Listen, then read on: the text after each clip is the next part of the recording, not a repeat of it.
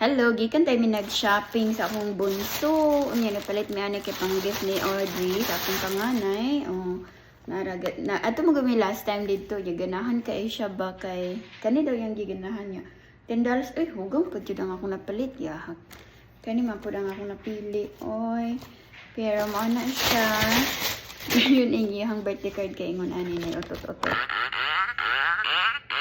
Ana. Palitan ko aning fan, kaya ganahan po siya ani, tagpila ni $5.99.